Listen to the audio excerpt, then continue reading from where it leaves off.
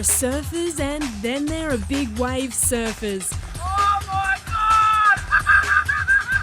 Daredevils who ditch the restraints of competition for the ultimate thrill. It's so different from competing because it's not so genetic. You don't have a 20-minute time limit or anything like that. You're just out there with a bunch of mates just trying to ride the biggest and best waves you can. But now there's a new breed of surfers taking big wave riding to new heights.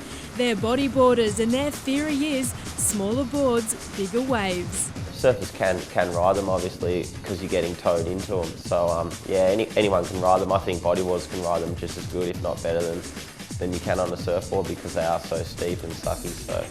Brad Hughes and Chad Jackson are professional bodyboarders credited with finding some of the biggest, heaviest breaks in the country. For years they scoured the West Australian coastline for new kicks, but what they found is every surfer's dream.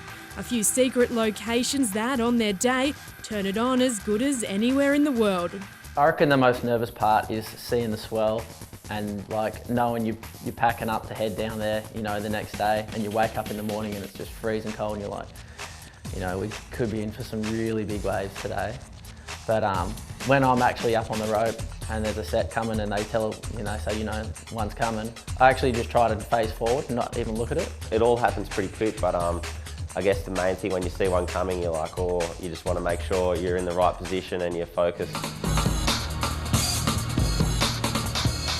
But they say what goes up must come down, and in Jackson's case, his daring ventures almost sent his world crashing down. 5 years ago, he broke his back while surfing Cyclops, one of the world's most notorious waves. When I come up, I was pretty sure I'd done something wrong.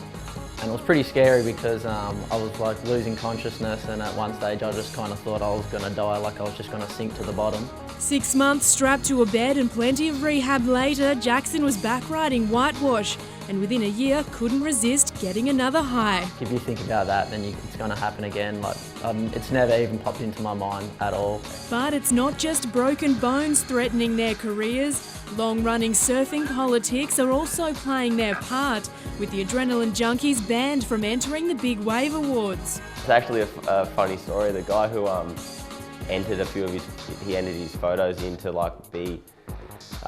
be nominated for the biggest wave ridden or biggest barrel ridden of the year, and he'd read the rule book and there was nothing in there saying that you had to be standing up. We did catch up with the winner, Sydney surfer Mark Matthews, whose ride on this 14-metre giant earned him the 2008 crown and a $20,000 paycheck. But Matthews believes no matter how or what they ride, to him there is no such thing as rivalry when it comes to big wave surfing. There's mutual respect, definitely, those guys at that level, and they're searching huge waves, so there's definitely respect there for sure.